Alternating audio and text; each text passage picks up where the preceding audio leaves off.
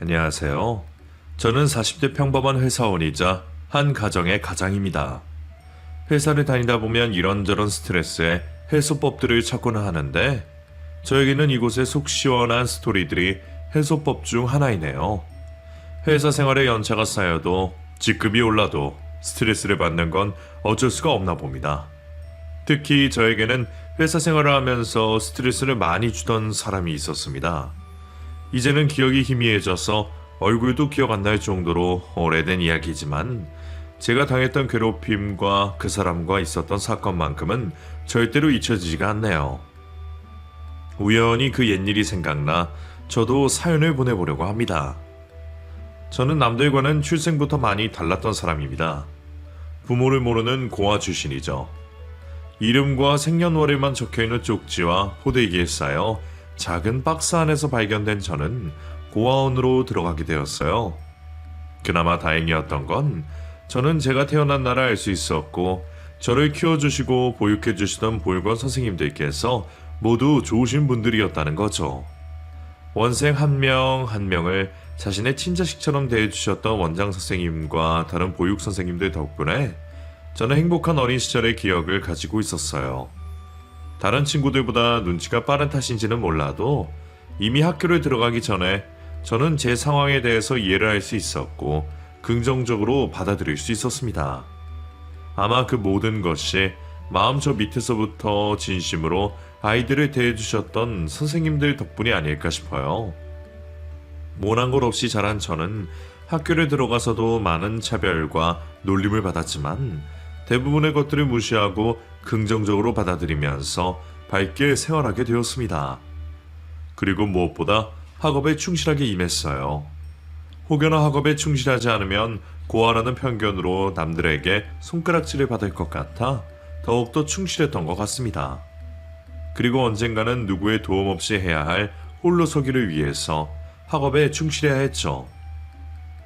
우수한 성적으로 대학을 입학하게 된 저는 제 상황 때문인지 봉사활동에 관심이 많았고 제가 나왔던 보육원 말고도 여러 봉사활동을 다니면서 바쁜 대학 생활을 보내게 되었습니다. 그리고 대학 졸업과 동시에 대기업에 입사할 수 있었어요. 일부러 준비한 것은 아니지만 제 수많은 봉사활동 기록이 도움이 되었던 것 같습니다. 평범한 사회 구성원이 되었다는 안도감도 잠시, 빡빡한 생활과 회사에 따라가기만 해야 하는 업무에 지겨움을 느끼게 되었어요. 몸과 마음이 힘들고 연봉이 적더라도 저는 업무에 관해서는 제 주도로 일을 하고 싶었거든요. 저는 긴 고민 끝에 결국 회사를 퇴사하게 되었습니다. 이후 저는 제 전공을 마쳐서 한 식료품 회사에 들어가게 되었습니다. 탄탄한 중견기업이긴 했지만 이전에 다니던 대기업에 비하면 연봉도 낮고 거리도 꽤나 멀었어요. 하지만 무엇보다 마음에 들었던 건 선진적인 기업 문화와 함께 다양한 프로젝트를 시도할 수 있는 환경이었죠. 직급이 낮아도 무엇이 되었든 제가 이끌어 나가는 프로젝트를 하고 싶던 저에게는 너무도 좋은 조건의 회사라고 생각되었습니다. 다행히 경력직 채용이 있어 기회를 놓치지 않고 입사를 하게 되었죠. 많은 기대를 품고 근무를 하게 된 첫날, 저는 이 이야기의 주인공인 한 사람을 만나게 됩니다. 바로 저희 부서의 부장님이신 허기창 부장님이었어요. 작은 덩치에 하얀 피부까지 또래 남성들보다 젊은 모습의 허 부장님의 첫인상은 매우 좋았습니다. 그런데 그런 인상과 달리 까칠한 성격으로 저를 무척이나 경계하는 모습을 보였어요. 동료들과 인사를 마치고 과장님께 회의실에서 업무에 관해서 설명을 받게 되었는데 굳이 부장님께서 따라 들어오시더군요. 그때까지는 단순히 새로 들어온 부하 직원에 대한 관심으로 생각했습니다. 그런데 아니더군요. 그래도 바로 이해하는 것 같아서 다행이네. 좋은 대학의 전공 분야이기도 하고 대기업 출신이라서 그런가? 최 대리 때문에 앞으로 내가 좀 편해지겠어. 과찬이십니다. 지도가 계속 필요할 텐데요. 이 부장, 아무리 첫날이라고 해도 굳이 칭찬할 필요 있어? 요즘 사람들 예상한 칭찬을 고지고대로 받아들인다니까. 지금 저 정도의 신입도 하겠구만. 오히려 내가 보기에는 영 수상한데. 진짜 대학이랑 그 회사 나온 거 맞아? 허위 자식 개입한 거 아니야? 허 부장님 장난이 너무 심하세요. 최 대리, 허 부장님 말씀은 저렇게 하셔도 좋으신 분이니까 너무 위축되지 않아도 돼. 네 부장, 내가 지금 장난 같아? 회사 생활에 장난이 어디 있어? 최한석 대리라고 했나? 어쨌든 내가 계속 지켜볼 테니 긴장하고 있고, 어찌되었든 그만두기 전까지는 회사 생활 잘 해봅시다. 회사 첫날 실수를 하거나 밉보일 행동도 하지 않았기에 단순히 까칠한 상사로 생각했습니다. 제 일만 잘한다면 부딪힘 없이 잘 지낼 수 있을 거라 생각했죠. 그런데 제 착각이었는지 허 부장님은 유독 저만 가지고 까칠하게 굴었죠. 최 대리, 좀 와봐. 이거 보고서 양식이 왜 있다고야? 네? 저는 이전에 있던 그대로 알려주신 대로 한 보고서입니다만. 그러니까 왜 그대로 하냐는 말이야. 자네 회사에서 뽑은 이유가 뭐라고 생각해? 그 찬란 대학 졸업하고 대기업에서 왔으면 뭔가 더 나은 모습을 보여줘야 하는 거 아니야? 좀 더 한눈에 확 들어오고 가독성 좋게 만들어서 가져와봐. 그런데 상부에도 올리실 거면 기존 보고서 양식 그대로 하시는 게 좋지 않을까요? 최 대리가 부장이야? 최 대리가 결정하도록 가? 왜? 그 좋은 대학에 대기업 나왔으니까 나 정도의 부장은 무시해도 된다는 건가? 주변에 있던 동료들도 표정이 굳는 걸 보니 누가 봐도 저를 괴롭히려고 하는 모습이었습니다. 그뿐만이 아니었죠. 점심시간 전 업무를 시켜놓고 돌아오면 저를 빼놓고 이미 동료들을 이끌고 식사를 하러 간다거나 일부러 마감 시간 전에 중요한 서류를 줘놓고는 마감 전까지 빨리 하라며 불가능한 일을 재촉하기도 했죠. 지금까지 살면서 제가 있던 곳 어디에서나 꼭 한 명은 있었던 종류의 사람이라 그냥 무시하며 회사를 다녔습니다. 직속 상사이다 보니 별다른 수도 없었고 허 부장님을 제외하면 동료들이나 업무 환경 모두 마음에 들었기에 괜찮았어요. 그리고 주말에 맞아 봉사활동을 하고 나면 일주의 스트레스가 싹 다 가시고는 했죠. 그러면 또 한 주를 버틸 힘이 생기고는 했습니다. 그러다 우연히 회사에서 지원을 해주는 보육원에 봉사활동을 하다 한 여성분을 만나게 되었어요. 보육원과 우리 회사를 연결시켜 주신 개인 복지 사업을 하는 분이라고 들었는데 생각보다 젊은 나이에 제가 한번 놀랐고 아름다운 미모에 한 번 더 놀라게 되었죠. 봉사활동을 많이 해서 익숙한 저를 보고는 그 여성분도 호기심이 생겼나 봅니다. 처음 뵌 분인데 봉사활동 하시는 게 익숙해 보이시네요? 대학 다닐 때부터 여러 봉사활동 많이 다녀서요. 특히 보육원 같은 곳은 저에게도 특별한 의미가 있는 곳이기도 해서 내부를 잘 알고 아이들 원하는 것도 잘 알아요. 아, 그러셨구나. 저 김가은이라고 해요. 원래는 복지소에서 근무하다가 너무 일하는 게 제한적인 것 같아서 그만두고 제가 기업과 보육원을 연결시키는 일을 하고 있어요. 좋은 일 하시네요. 저는 최한석이라고 합니다. 근데 저랑 비슷하시네요? 저도 그러한 이유로 저번 회사에서 나와서 이곳에 들어오게 되었는데. 그래요? 그럼 우리 친구예요. 가지고 있는 생각도 비슷하고 서로 봉사활동도 중요시하고 나이도 우리 엇비슷해 보이는데? 한석 씨 정도의 나이에 봉사활동 관심 있는 사람도 드문데 우리 친구로 지내면서 친하게 지내요? 우리는 서로에게 이끌리듯 대화를 나누게 되었고 친구로 서로를 알아가기 시작했습니다. 가은이가 이야기했던 것처럼 우리에게는 많은 공통점이 있었고 그 부분에 서로에게 호감을 가졌던 우리는 얼마 지나지 않아 연인 사이가 되었죠. 가은이는 제가 이전부터 생각하던 꿈에 그리던 이상형이었어요. 예쁜 얼굴은 물론이고 다른 사람을 먼저 생각하는 따뜻한 마음까지 말이죠. 그 이유에서 그런지 너는 제 배경에 대해서 먼저 밝히게 되었습니다. 가은이라면 제 상황을 편견 없이 오로지 저에 대한 모습으로만 판단해 줄 거라 확신이 들었거든요. 내가 할 말이 있는데 우리 관계가 더 깊어지기 전에 말해야 할 것 같아서. 사실 나 고아원 출신이야. 아직까지 부모님과는 연락이 되지 않고 연인관계 이런 것들도 중요할 것 같아서 미리 말하는 거야. 그래서 봉사활동에 더 열정적으로 참여했구나? 근데 내가 그런 거 정도 이해 못할 것 같이 느껴졌어? 그런 거 말하는데 왜 부담을 가지고 그래? 그렇게 따지면 나는 엄청난 늦둥인데 그건 괜찮겠어? 사람 사는데 다 각자의 사연이 있는 거지. 나 그런 것들 아무 상관없으니 우리 다른 거 신경 쓰지 말고 예쁘게 연애하자. 고맙게도 가은이는 저를 이해해 주었고 저 또한 제 출신에 대한 걱정 없이 마음 편히 연애를 즐기게 되었습니다. 그렇게 즐거운 연애를 즐기다 보니 제 입으로 말하지 않아도 주위 사람들이 먼저 눈치를 채더군요. 근데 최 대리님 연애하시죠? 네? 아, 네. 좀 됐습니다. 어쩐지 확실히 사랑하는 사람 얼굴이다 했어요. 그리고 뭔가 모르게 처음 오셨을 때랑 많이 달라졌어요. 세련되어졌다고 해야 하나? 여자친구가 엄마처럼 이것저것 많이 챙겨주네요. 그래서 그런가 봐요. 좋으시겠다. 하지만 그런 저를 보고 유달리 더 싫어하는 한 사람이 있었습니다. 허 부장님이었죠. 회사에 일하러 온 사람들이 이제 막 20살 된 학생들 마냥 연애 얘기하니까 좋아요? 요즘 젊은 사람들은 정신머리가 없나? 공과 사를 구별을 못해? 특히 최 대리, 언제 헤어질지도 모르는 사이 가지고 유난 턴다고 생각 안 해? 그리고 이야기 나온 김에 말하자면 내가 만약 딸이 있다고 해도 최 대리 같은 사람에게는 시집 안 보낼 것 같은데. 네? 그게 무슨 뜻입니까? 느끼는 그대로 말하는 거야. 솔직히 좋은 대학 대기업 나왔으면 뭐해?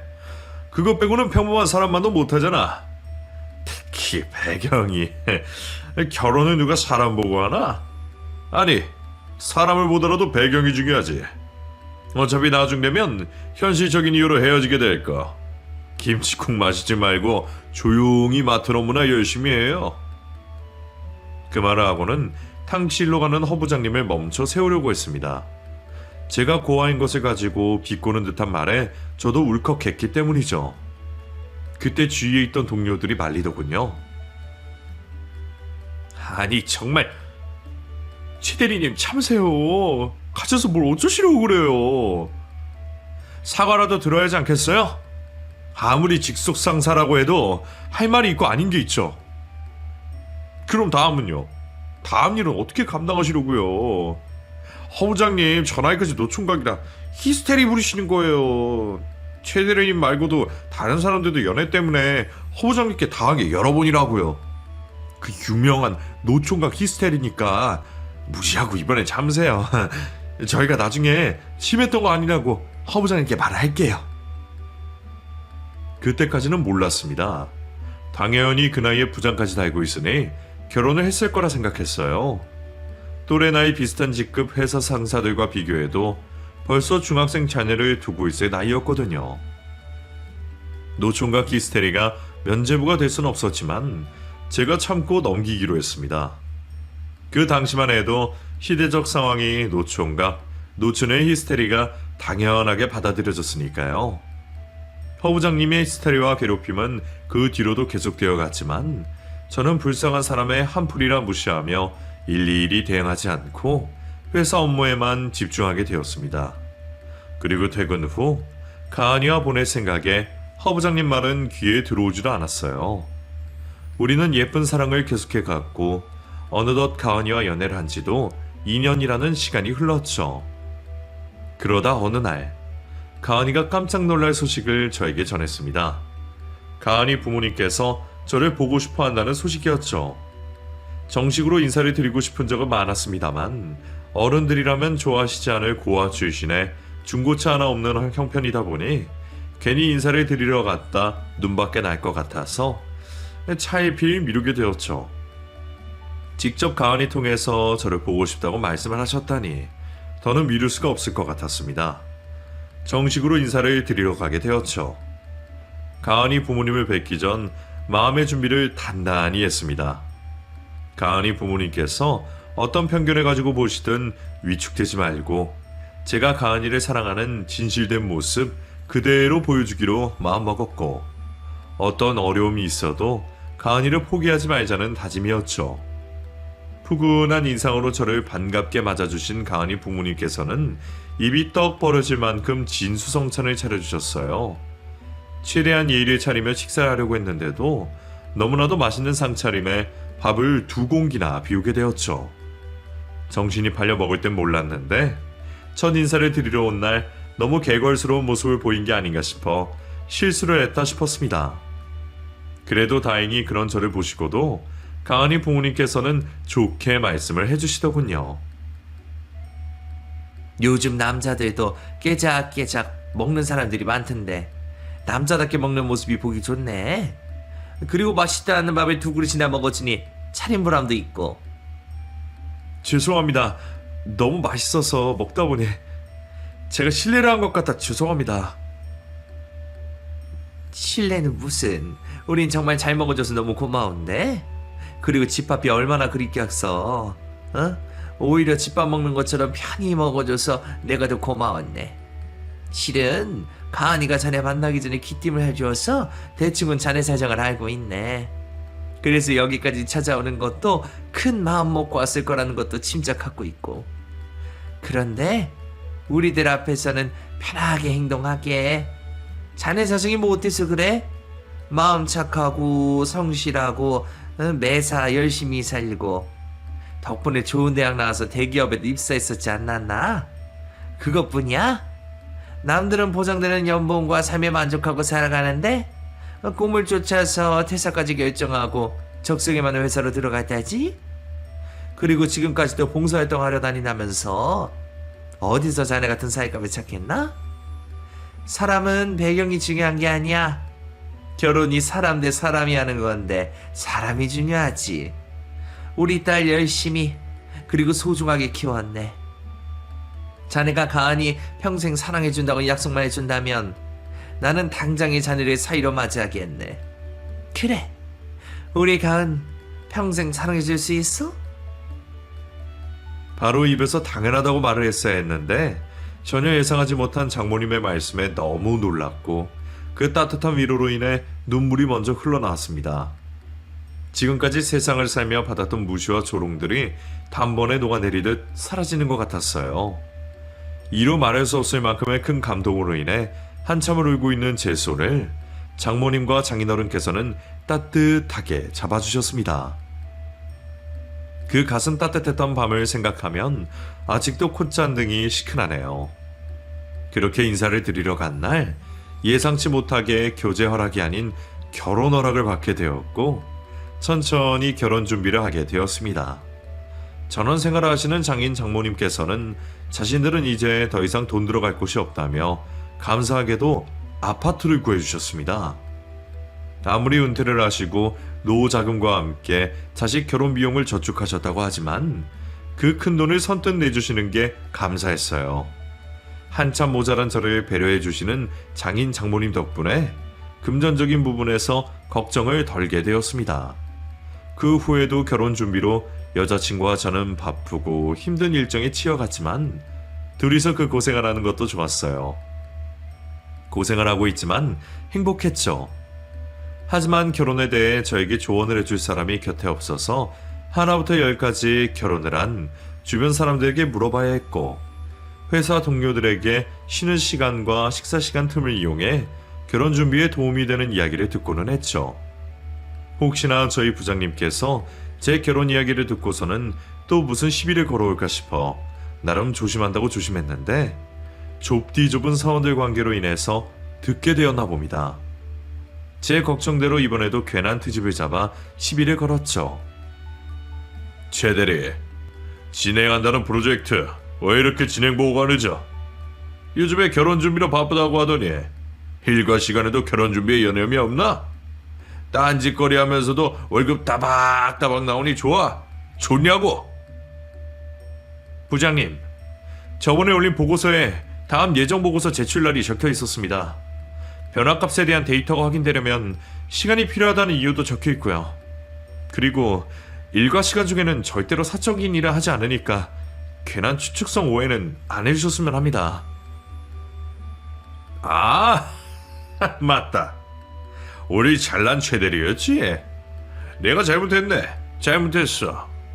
그럼 우리 일과 시간에는 일만 열심히 하는 최대리님 자리로 돌아가셔서 열심히 일해주세요. 덕분에 우리 회사가 잘 돌아갑니다. 그 후에도 제가 잠시라도 딴짓을 하는 모습이 보이면 대놓고 주위 회사 사람들에게 들으라며 큰 소리로 알리고는 했습니다. 이미 주위 직원들도 저를 싫어하여 부장님이 괜한 트집을 잡는 것을 알고 있어 관심 가지진 않았지만 제 입장에서는 회사 내에서 소란스러워지며 부당한 대우를 받는 게 점점 더 참기 힘들어지기 시작했죠. 그나마 참을 수 있었던 건 제 곁에 여자친구가 있었기 때문이었습니다. 아름다운 여자친구가 곧 제 아내가 되어 함께 가정을 꾸린다고 생각하니 이 정도의 괴롭힘이야 견디어내자는 생각이 들더군요. 그래서 저도 부장님이 저에게 하는 대우를 최대한 무시하면서 지냈습니다. 그런데 제 결혼 때문인지 부장님은 더 유치하게 굴었죠. 결혼식을 한 달 정도 앞두고 회사 내 같은 부서분들께 청첩장을 돌리게 되었습니다. 물론 주긴 싫었지만 다들 보는 눈이 있었기에 부장님도 빼놓지 않고 청첩장을 드렸죠. 뭐야, 여기에서 결혼을 해? 난 못 가겠네. 여기서 밥 먹으려고 축의금 내면 오히려 손해지. 최대리, 뭐 이런 곳에서 하나? 이왕 하는 결혼식이면 좀 좋은 곳에서 하지. 처음부터 이런 곳에서 시작해서 결혼 생활이 문제없이 지낼 수 있겠어? 최대리가 여자 마음을 너무 모르네. 왜요, 부장님? 최대리가 괜찮은 곳 골랐는데 안 그래도 저번 달에 제 지인이 저기서 했는데 넓어서 하객들 많이 와도 쾌적하고 깔끔하더라고요. 그리고 여기 갈비탕 맛집이에요, 맛집. 그래? 내가 다른 곳으로 착각을 했나? 뭐 어쨌든 어느 집 여자든 최대리랑 결혼하면 미치는 거니까 이왕 하는 결혼식이면 더 좋은 곳에서 해줘야 하는 거 아니야? 나는 이날 바빠서 못 가겠고 나중에 최대리 결혼 생활에 문제 생기면 그때 인생의 선배로서 위로해주면서 술이나 살게. 그리고 결혼하고 여행 간다고 회사 빠질 거 아니야? 최대리 때문에 다른 사람 업무에 피해 없도록 전날까지 밤을 새는 일이 있어도 다 해놔. 알았지? 좀스러운 부장님 모습에 다른 사원들마저 제 표정을 살피고 있었고 저 때문에 다른 동료들의 분위기마저 망치기 싫어 애써 웃으며 넘어가게 되었습니다. 그래도 부장님이 사라지고 다들 저를 위로해 주려고 하는 부장님 뒷담화에 마음이 조금 풀리긴 했었죠. 며칠 후 결혼식 기념으로 하는 술자리에서도 허 부장님은 굳이 끼어서는 축하주, 벌주라며 괜히 저를 괴롭히더군요. 물론 저보다 먼저 고주망태가 되어서 자리를 일찍이 떠나 다행히 다른 동료들과 즐거운 시간을 보낼 수는 있었습니다. 어느덧 결혼식 날이 밝았고 제 인생에 있어 절대로 잊을 수 없는 날을 맞이하게 되었습니다. 혼주석에는 저를 낳아주신 부모님을 대신하여 볼건 원장 선생님 네 분들께서 계셔주셨고 아내는 저희 부모님이라고 당당히 말할 수 있는 아버님의 손을 붙잡고 저에게 와주었습니다. 그리고 우리는 서로에게 영원할 거라는 성혼 선언문부터 혼인 서약서를 거쳐 진정한 부부임을 수많은 하객들 축복 속에서 공표하게 되었습니다. 그 순간이 제가 다시 태어나 제2의 인생을 맞이하게 되는 반환점이 되었어요. 더는 심적으로나 법적으로 더 이상 혼자가 아니었고 이제는 저 또한 누군가의 남편으로 사이로서 살아가야 한다는 기분 좋은 책임감도 느낄 수 있었죠. 행복한 결혼식을 마치고 꿈같은 신혼여행에 돌아오게 된 저는 아내와의 헤어짐을 아쉬워하며 다시 회사로 출근하게 되었습니다. 너무 긴 행복에 빠져 있어서 그랬는지 몰라도 불쾌한 그 존재를 깜빡하고 있었어요. 바로 부장님이었죠. 제가 신혼여행을 마치고 회사로 돌아오자 마치 먹잇감을 기다렸다는 듯이 소름 돋게 웃으며 저를 반기더군요. 저뿐만이 아니라 주변 동료들 모두 그 모습에 놀라긴 마찬가지였습니다. 제가 없는 동안 부장님이 힘없이 지냈다는 말을 듣자 또 꽤나 귀찮아지겠다 싶더군요. 아니나 다를까 점심시간이 되자마자 곧장 비아냥거리기 시작했습니다. 최 대리는 웬 밥을 그렇게 깨작깨작 먹나? 왜? 벌써 결혼 생활이 생각처럼 쉽지가 않아? 정말 이러다 금방 내가 말한 것처럼 결혼 생활에 문제 생기는 거 아니야? 치답지 않는 소린 기본이었고 일부러 퇴근 시간만 기다리고 있는 저를 야근을 시키며 골탕 먹이기도 했습니다. 자, 그럼 모두들 퇴근하자고. 아, 쟤들이 내가 달라고 한 서류 왜 아직도 안 주나? 네? 오늘 저한테 어떠한 서류도 주신 적이 없습니다. 아, 맞다. 내가 깜빡했네. 이거 내일 회의 시간 전까지 해야 하는 서류인데 어쩔 수가 없겠는데. 최 대리가 좀 늦게 퇴근하더라도 이거 마무리해서 내 책상에 올려놔줘. 아이, 이거 참 미안하게 됐네. 그럼 부탁 좀 할게. 자, 나머지 분들은 모두 퇴근합시다. 부하 직원인 제가 업무를 가지고 뭐라고 할 수 없었습니다. 그저 까라면 까야 했고 야근을 하라면 해야 했죠. 그 뒤에도 회사 생활을 하면서 다 큰 성인이 이 정도로 유치하나 싶을 정도로 저를 두고 별별 시비를 걸었습니다. 그러다 보니 퇴근을 하고 아내와 있는 시간에는 대부분 부장님의 험담을 하게 되었죠. 굳이 제가 말을 하지 않으려고 해도 아내가 먼저 오늘은 무슨 일이 있었냐며 꼭 물어보더군요. 뭐야? 당신은 오늘은 일찍 왔네? 오늘은 뭘로 괴롭혔길래 일찍 보내준 거야? 오늘은 내가 안 해도 될걸. 하루 종일 시켜서 기분이 좋았나 봐. 협력사 제품들 옮겨야 한다고 나 혼자 데려가더라고. 근데 나 혼자 감당할 수 있는 양이 아니야. 다른 직원들 좀 부르자니까 다들 바쁠 거라고 거짓말하더니 자기는 업무 미팅 있다면서 획하니 가버린 거 있지. 그걸 다 옮겨놨더니 이미 다른 팀에서 옮겨놔서 필요가 없다고 하더라. 내가 땀에 홀딱 젖은 거 보는 게 좋았나 봐. 정말? 뭘 도대체 어떻게 해야 해? 내가 선물이라도 챙겨서 찾아갈까? 왜 당신만 가지고 난리야 난리는. 됐어. 근데 허 부장 내일부터 회사 못 나올 수도 있어. 어? 왜? 나한테 일 끝났고 수고했다고 음료수 주더라고. 알잖아, 사람 변하면 잘못되는 거. 진짜 나는 진짜인데 그런 사람을 놀리고 있어. 하루 종일 고생을 하고 와도 제 걱정을 해주면서 옆에서 참새처럼 지저귀는 아내가 있어 모든 화가 풀리고는 했습니다. 회사 내에서 허 부장님 때문에 생기는 화나는 순간도 오직 퇴근 후 아내를 만나는 시간을 기다리면서 참을 수가 있었어요. 그렇게 평범한 생활을 이어가고 있던 중 한 사건이 발생하게 되었습니다. 사건 당일은 저희 회사의 창립 기념일이었어요.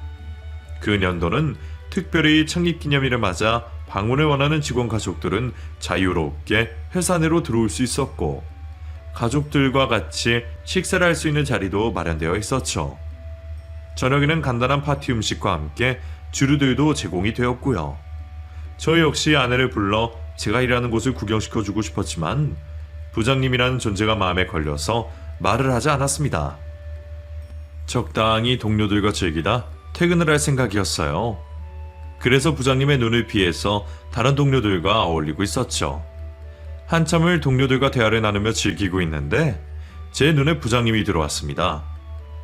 저에게 볼 일이 있는지 씩씩대면서 말이죠. 왠지 제 예감으로는 전 직원들 가족들이 모여 있으니 외로움이 더해져서 그로 인한 화풀이를 저에게 하러 오는 듯 보였습니다. 최 대리, 자네 지금 여기서 뭐하고 있나? 이렇게 세상 늘어지게 웃고 마시고 즐길 시간이 있어? 오늘 업무 시간은 오전에 다 끝난 걸로 알고 있는데요. 무슨 일 때문에 그러시죠? 이거 봐. 맨날 노는 것만 좋아해서는 자기 업무는 소홀히 하고. 자네, 김대리 대신해서 작성해야 하는 보고서는 언제 낼 건가? 내가 자네 보고서 받으려고 눈 빠지게 기다려야겠어? 제발 좀 매사 회사 편하게 다니려고 하지 말고 일 좀 하려고 해, 일. 도대체 무슨 말씀이십니까? 김대리에게 인수인계 받을 때는 분명 다음 주 수요일까지 하면 되는 거라고 들었습니다. 직접 부장님께서 작성기한 적어놓으신 쪽지도 같이 인수인계했고요. 아무런 말씀 없으시다가 지금 와서 왜 이러십니까? 그건 다른 업무가 많을 때 이야기고 지금은 이렇게 놀 시간에 보고서 작성을 해야 할 거 아니야? 회사원이 회사에 많이 쳐내는 게 일이지 이렇게 놀고 마시고 즐기는 게 일이야? 이것도 업무 짓이니까 괜히 항명하지 말고 올라가서 일이나 해. 그리고 자네 점점 말대꾸하는 횟수가 증가하는데 여기 회사야. 나는 자네 상사고 결혼하고 나서부터 자네가 변한 것 같은데 자네가 결혼을 한 거지 나보다 위로 승진한 게 아니라고. 더는 좌시하지 않을 거니까 정신 똑바로 차려. 알았어? 부장 때문에 제 아내도 회사로 부르지 못했는데 말도 안 되는 트집을 잡고 시비를 거는 모습에 정말 참기가 힘들더라고요. 회사 내에서 정한 오전 일과로 인해서 퇴근한 직원들도 있었기에 저도 정당하게 업무 연장을 할 수 없다며 말을 하게 되었습니다. 못하겠습니다. 내일 야근을 하든 조기 출근을 하든 내일부터는 부장님 말씀처럼 회사 직원으로서 일을 열심히 하겠지만 오늘 업무 시간이 끝난 만큼 부장님 말씀이 부당하게 느껴집니다. 부장님께서도 오늘 같은 날에 즐기시던지 아니면 필요하신 보고서 직접 작성하시기 바랍니다. 뭐? 자네 지금 상사의 명령을 거부하는 거야? 이따위로 행동하면 사내 징계도 내릴 수 있는 건 몰라? 지금 막 나가자는 건가? 하기야 어릴 때 인성을 제대로 잡아줄 사람이 없어 커서 그런지 조직생활 망치고 위기질서에 들이박는 걸 잘 알아봐. 제가 고아임을 빗대어 왜곡하는 그 이야기를 듣는 순간 저도 모르게 주먹이 꽉 쥐어지더군요. 어쭈? 왜? 사람이라도 치려고? 아우 나이도 어린 것이 얻어 터지려고 작정을 했나? 덩치도 작은 사람이 오히려 저를 폭행하는 행동을 취하면서 위협하더군요. 끓어오르는 마음에 허부장을 노려보는 순간 허부장 뒤편으로 제 아내와 함께 장모님이 보였습니다. 언제부터인지 몰라도 두 사람이 제가 당하고 있는 모습을 보고 있었던 것 같았죠.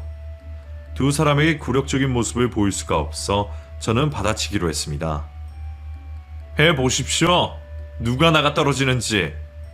주위 사람들은 이미 다 알고 있는 것 같은데 먼저 폭력스러면 하십시오. 그런데 저 이번 일 무조건 문제 삼을 거고 앞으로부터는 부장님이 저에게 하시는 인격 모독 및 괴롭힘 참지 않을 겁니다. 뭐? 이 자식이 정말 계급장 떼자는 소리야? 말로 받아치자 허부장은 화로에 참을 수가 없었는지 구두발로 저를 휙 걷어차더군요. 끝끝내 폭력까지 휘두르게 되자 주변 동료들도 나서서 말리게 되었고 그에 더 흥분한 모습을 보이는 허부장이었습니다. 자네, 내 사위한테 뭐하는 짓인가? 아무리 상사라지만 부하 직원한테 업무 시간 외에 인격 모독과 폭력을 휘두를 수 있어? 장모님께서 그 모습을 보시고 소리치셨고 그 외침에 회사 실장님께서 급히 곁으로 오셨어요. 도대체 회장님을 곁에서 모시는 실장님과 어떤 사이이시길래 실장님이 직접 나서는지 의문을 표하고 있을 때 실장님 입에서 장모님을 회장님이라고 부르셨습니다. 저뿐만 아니라 근처에 있던 회사 직원 모두가 그 자리에서 멈춰 돌아가는 상황을 알아내려 급급했죠. 실장님의 중재로 저와 허부장은 서로 떨어지게 되었고 가족들 곁으로 돌아가게 되었습니다. 저는 아내와 장모님 곁으로 가 무슨 상황이 벌어지고 있는지 물어보게 되었죠. 그리고 놀라운 사실을 알게 되었습니다. 저희 장모님께서 이 회사의 초대 회장님이었어요. 물론 초대 회장님께서 여성이라는 것도 알고 있었고 동상과 사진도 걸려 있었지만 젊은 시절의 모습으로 제가 눈치를 채지 못했었나 봅니다. 하기야 평범하신 우리 장모님을 애초에 회장님이라고 생각한 적이 없으니 설령 현재 얼굴이었다고 해도 알아보지 못했을 것 같아요. 어린 시절 가난한 형편 때문에 제대로 된 교육을 받을 수 없으시던 장모님께서는 부모님을 도와 시장에서 일을 도우셨다고 합니다. 학교를 다니지 않아도 셈은 누구보다 빠르셨던 장모님께서는 먼 곳까지 나가셔서 물건을 가지고 와 떼다 파셨다고 해요. 어떻게 보면 그게 첫 사업이셨던 거죠. 수요와 공급이라는 기본적인 사업 구조에 홀로서 눈을 뜨신 장모님께서는 더 많은 물건과 제품들을 구하기 위해 직접 발로 뛰시면서 점차 거래하는 지역을 넓히셨고 상사와 비슷한 식료품점 가게를 차리셨던 거죠. 그 후에도 못다한 공부를 하러 다니시며 사업에도 열중하셨고 단순히 식료품에 떼다 파는 트레이딩 사업에서 직접 제조와 유통을 하시는 사업을 하시겠다며 회사를 차리게 되신 겁니다. 여성 홀로 하는 사업으로 인해 많은 불공정과 무시를 받은 탓에 직접 세운 회사에서는 평등과 공정을 우선으로 생각하셨다고 합니다. 시간이 지나며 자신의 기준에 스스로가 회사를 이끌어가기에 부족함을 느끼신 장모님께서는 세습 경영을 하시지 않기로 하셨다고 해요. 그래서 오랜 근무로 인해서 회사 사업 방향의 이해도가 높고 능력이 뛰어나신 지금의 회장님을 추천하여 투표로 선임하셨던 거죠. 그 후 완전히 사업과는 떨어져 아버님과 같이 자연인처럼 편안한 노후를 보내고 계셨던 겁니다. 결혼식을 올리면서 알 수도 있었을 텐데 그날 제가 너무나도 긴장한 탓에 주변을 둘러볼 경황이 없었나 봅니다. 죄송합니다, 장모님. 장모님께서 초대회장님이신 걸 몰라보고. 그러면 나를 대하는 게 달라지나? 오히려 몰라봐서 좋았네. 처음부터 알아봤으면 괜히 불편만 하지. 이렇게 가깝게 지낼 수도 있겠나? 지금도 전과 다른 건 없네. 나는 이미 진작에 은퇴한 사람이고 아무런 영향력도 없어. 그냥 옛 생각도 나고 자네 장모로 쓰이고 세운 건데 그런 일이 벌어지고 있지 않나? 그리고 장모로서 그 정도 말은 할 수도 있고 자네 상사에게도 이번 일로 문제 삼거나 불이익 가는 건 없을 거야. 불이익을 줬다면 내가 한참 전에 가은이에게 자네 이야기를 들어줬을 때 줬겠지.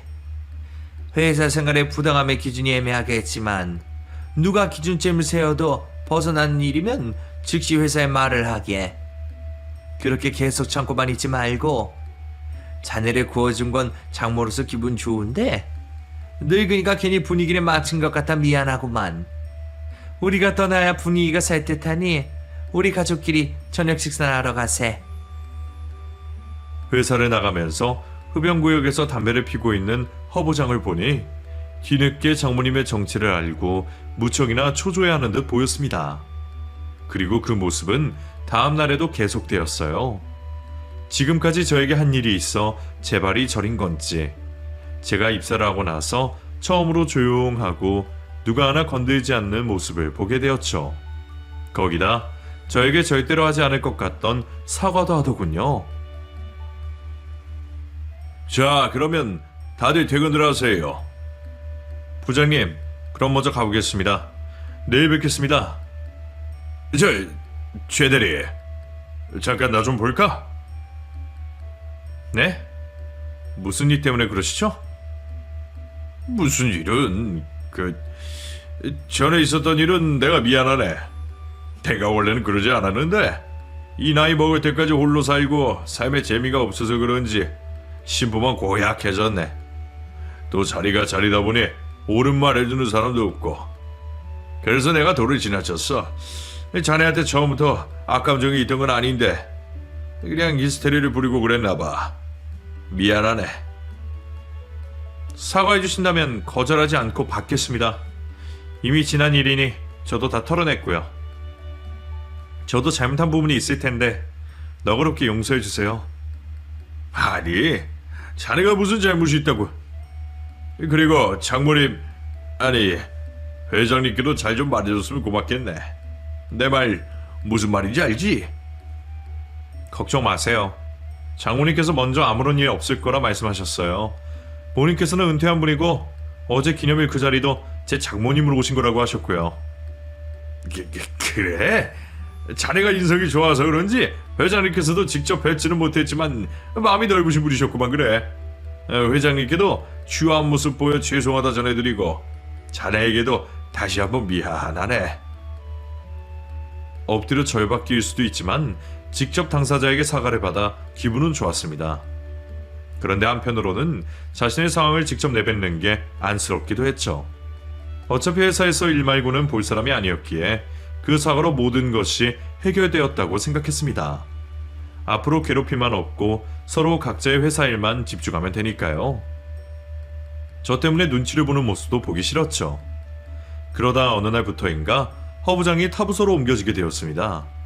그러더니 얼마 있지 않아서 경찰들이 허 부장의 책상을 뒤지더라고요.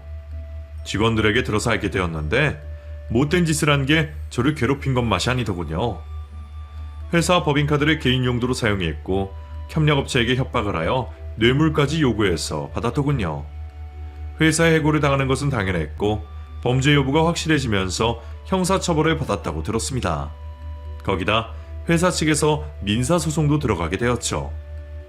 회사 상사분들과 다른 업체들에게 듣기로는 이미 기업 블랙리스트에 올라가 있어서 취직이 힘들 거라는 이야기를 듣게 되었습니다. 처음부터 몹쓸 사람이라는 걸 알았지만 제 생각보다 더 이하의 사람이었습니다.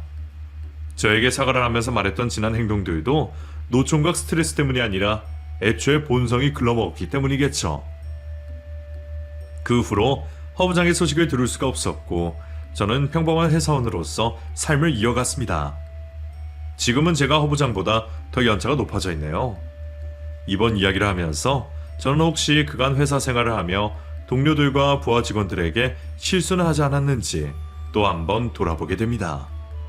그리고 지금은 돌아가신 장모님을 떠올리면서 부족했던 사이를 예뻐해 주셨던 걸 다시 한 번 더 감사하게 생각하고 있습니다. 그 일로 제 인생이 드라마틱하게 변하진 않았지만 저 스스로 교훈 한 가지를 얻은 것이 있습니다. 이 세상이 너무 좁아서 언제나 어디서나 누구에게나 떳떳할 수 있는 사람이 되어야 한다는 것이죠. 특히 요즘같이 자신의 모습이나 생각을 쉽게 드러낼 수 있는 사회에서는 더욱이 자신의 순간 감정에 휘둘리지 않고 상대방을 배려해 줄 수 있는 사람이 되어야 할 것 같습니다. 여러분들께서도 그렇게 하심을 바라면서 저는 이만 글을 마치겠습니다. 감사합니다.